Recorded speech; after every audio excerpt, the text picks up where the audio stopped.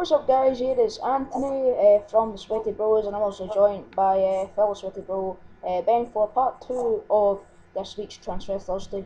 And then we move on to my Celtic rumours, Celtic, obviously the team I support, and I've just collected all the rumours and also a never done deal. So yeah, there's not really been much activity in the transfer market, and the only thing I've actually put in to make it look like a done deal is that the attacker we signed during January, Lasad Nawiwi, has had his contract terminated. By the time he played, it was quite decent, but he was just too injury prone. I just didn't think he was do that well at Celtic. Uh, he wasn't too much of a good player. What was your thoughts on him, Ben? Did you have any opinion on him? Well, I've not really seen the guy play. I've seen him play against Muller a couple of times, that's about it. He looked a bit nervous sometimes when he was on the ball. But overall, he was quite a good player now. Uh-huh. And now we just move on to some of the gossip. Thomas Ronju, Paddy McCourt, and Daniel Murphy are all, not Daniel, Daryl Murphy are all expected to leave the club. Paddy McCourt, I think, already has, and I don't know if Ronju has already. I think he has, but they're all set to leave anyway if they haven't already. And two of the main men, Victor Wanyama and Gary Hooper, have been linked to quite a few clubs in England. Do you think they'll leave in the summer, Ben? Can you see Wanyama Hooper leaving? I can see Hooper leaving. I don't know about Wanyama. He looks as if he's really enjoyed his time at Celtic. Hooper, he's had a bit of a he had a bit of a shaky season, Aye, and then he rounded it off quite well in the Scottish Cup. It kind of seems like a strike. I think inside him, I think his gut feeling is he wants to get away and get some more money and play down south. Anyway, just moving on, just to some of the players that we have been interested in Celtic. When it comes to strikers, we've been interested in Amido Balde. Now, Amido Balde apparently has been acting quite cocky by saying that he will be a great player at the club and he will be better than all the other players at the club and he will be the star of Celtic. Now, what do you think of players who act all cocky, Ben? Are you keen on them? Now, I think that's just a bit ignorant to the players that are already at Celtic and made a name for themselves at Celtic. It's quite disrespectful. You haven't really seen this guy play, have you? No, not really. And you watch his just come in and say that he's the best. You watch the highlights on YouTube and you see a few good goals. But I remember I saw that from Mohamed Bangura and he said he was going to be the next big thing. But he hasn't really put on much of a show at Celtic. He's always been loaned out and everything. So, to be honest, hopefully if we do sign him, he better make a name for himself. I don't want him turning into another Mo Bangura. And also another striker we're also interested in is, I think he plays for Evan, his name is Yannick Sagbo. I don't know too much about him, but we're interested in him. When it comes to the left back region, we're also interested in Paul Dummett, the young Newcastle player, and another Evian footballer, and I love this guy's name, Bryce Jajeji.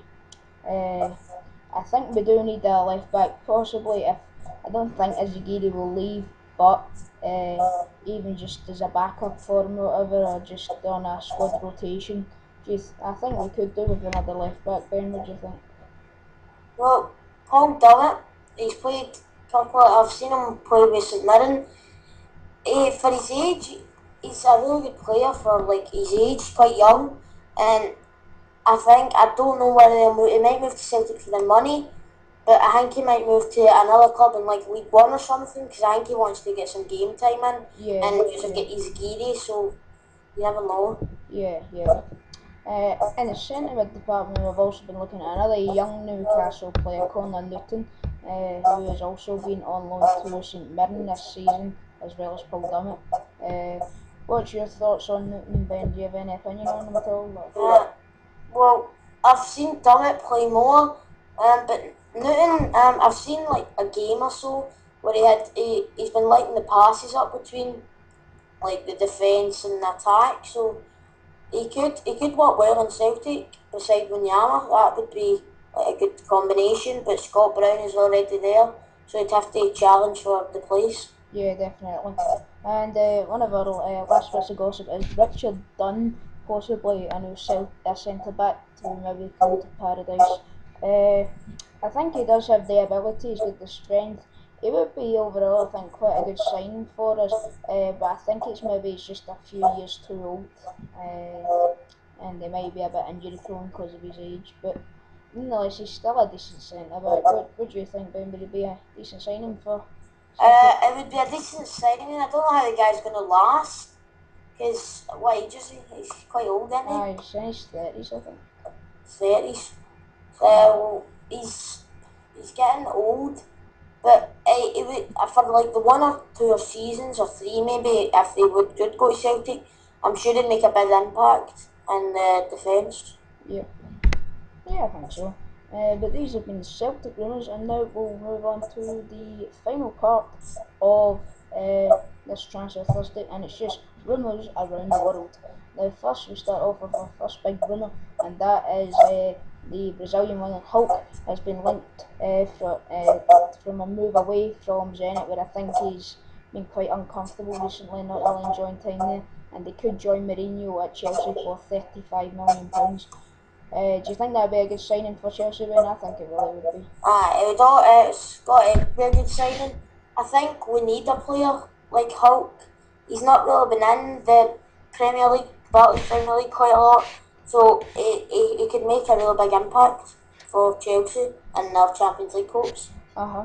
And another winger also interested in signing for Chelsea from Bayer Leverkusen is Andre Schürrle, and apparently Schürrle is in contract talks with Chelsea, and that could be a deal that could be done soon. Do you think that'd be another good signing for Chelsea, Ben? Oh, I've played with Schürrle on FIFA. You know, the guy's got 88 pace on FIFA, which is he's a really good player. He's got good pace. He can whip balls in. He can whip into Torres. Torres could get a couple more goals this season. Never know. It would be a good signing, but maybe another club might come in and swoop him. You never know. And now I'm looking at this. This was a paper rumour this morning, but I really doubt that this is actually going to happen. And it's Aston Villa. Their player is Christian Benteke, and Aston Villa are apparently wanting £40 million for him. Do you see any teams splashing that cash on him? I don't see any team splashing more than 25 million for the guy. He's a good player.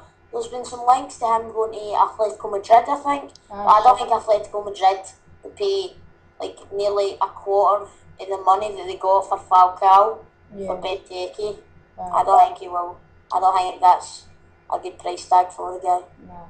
And now we look at another rumour. David Alaba, very young centre back, but left back. He's done very well at Bayern Munich, and he's been linked to a move to Arsenal for £10 million. That'd be quite a good signing for Arsenal, wouldn't it, Ben? It would be quite a good signing for Arsenal. I don't think they're quite strong. Either Kieran Gibbs, you could get stronger. Like David Alaba he obviously guided Munich to Champions League title. So he obviously must be good if he's getting a game near enough every week at Bayern Munich. So I think it'd be a good signing for Arsenal. I just need to try and fly through these ones because we're nearly running out of time again.